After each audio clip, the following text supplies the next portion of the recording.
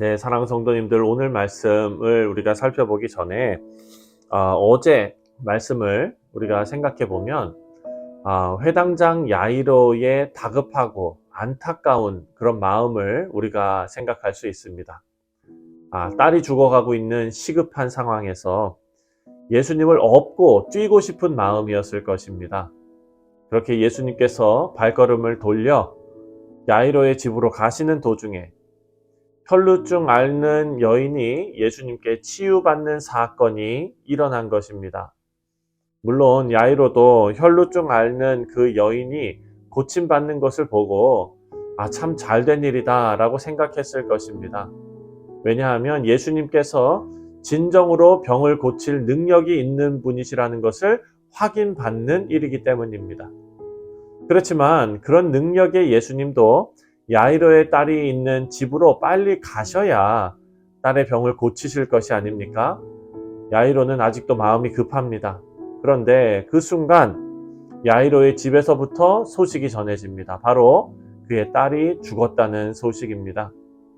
여러분, 마가복음에서 지금 마가는 거라사에 귀신 들린 사람이나 또 혈루증으로 고통받고 있던 이 여인이나 또 야이로의 딸도 모두 예수님의 소식을 듣기 전에는 절망적인 상황이었다라는 것을 강조하고 있습니다. 여러분, 맞지요? 회당장 야이로의 딸은 중증 환자였습니다. 언제 죽어도 이상하지 않을 상황입니다. 절망적인 상황에서 이 가정에 예수님의 소식이 전해진 것입니다.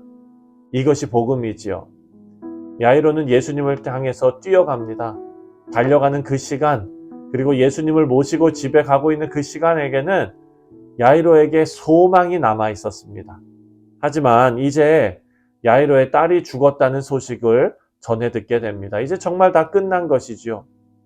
이때 35절 말씀에 보면 이 소식이 전해지고 있습니다. 35절에 아직 예수께서 말씀하실 때에 회당장의 집에서 사람들이 와서 회당장에게 이르되 당신의 딸이 죽었나이다. 어찌하여 선생을 더 괴롭게 하나이까?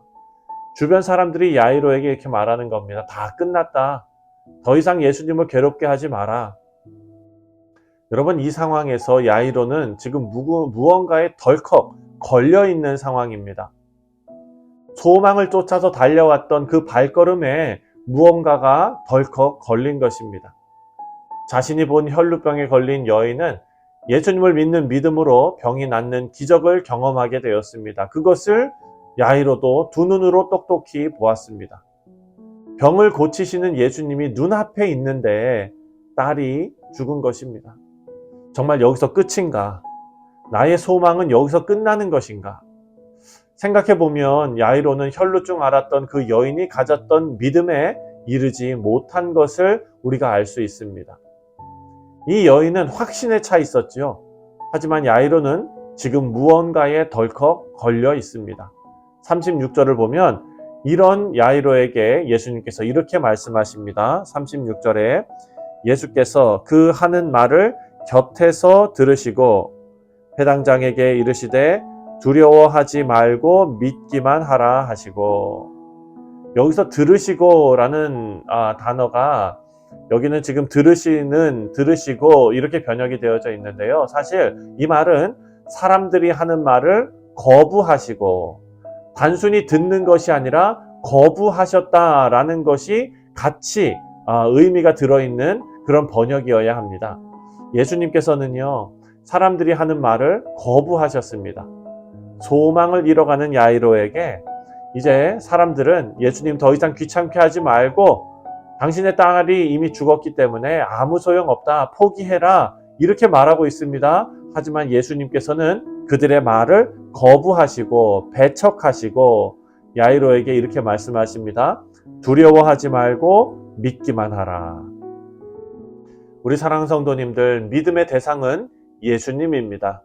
두려워하지 말고 믿기만 하라 라는 말씀은 사실 혈루증을 앓는 여인의 믿음을 드러내시고 사람들에게 도전하시기 위해서 멈춰 서신 그 순간부터 야이로를 향해서, 그리고 그 자리에 있었던 사람들을 위해서, 또 지금 이 말씀을 읽고 말씀을 묵상하고 있는 모든 사람들을 위해서 예수님께서 도전하시는 말씀입니다.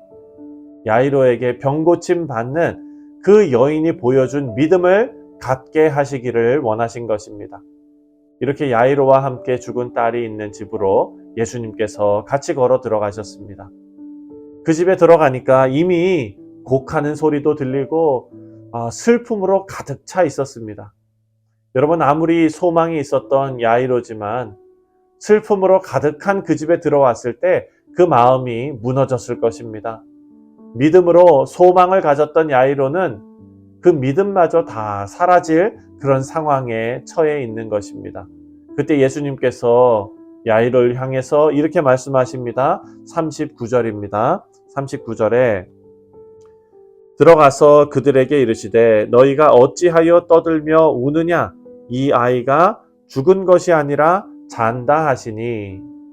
예수님의 이 말씀을 야이로의 소망에 다시 한번 불을 지피시는 그런 말씀으로 야이로에게 주십니다.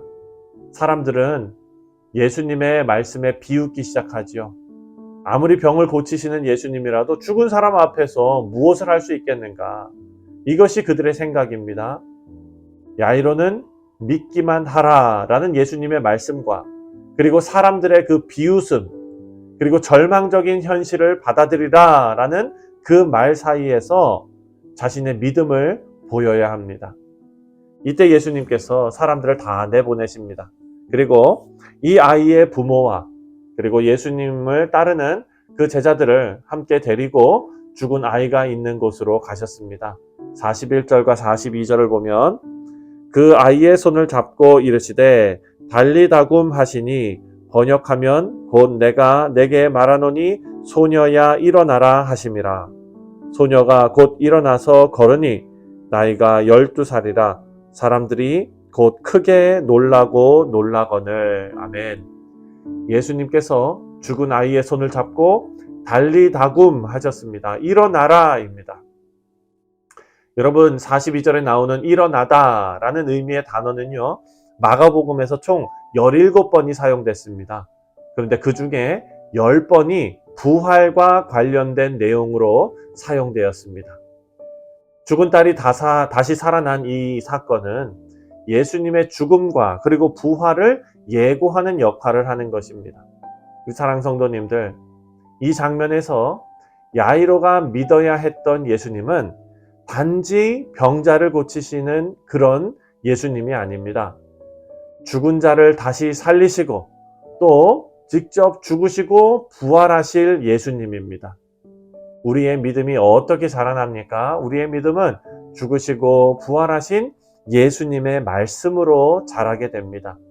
예수님께서 야이로에게 두려워 말고 믿기만 하라 라고 말씀하셨는데 그 말씀은 오늘 우리를 위한 말씀인 줄 믿습니다. 예수님께서 마지막 때에 예수님을 믿고 부활 소망을 가진 자들에게 일어나라 라고 말씀하실 것입니다. 그때 우리는 예수님의 말씀을 힘입어 부활에 참여할 거룩한 주의 백성임을 생각하시면서 사랑하는 성도님들, 오늘 하루도 믿음과 소망 가운데 승리하시는 우리 성도님들 되시기를 주님의 이름으로 축원드립니다. 기도하겠습니다.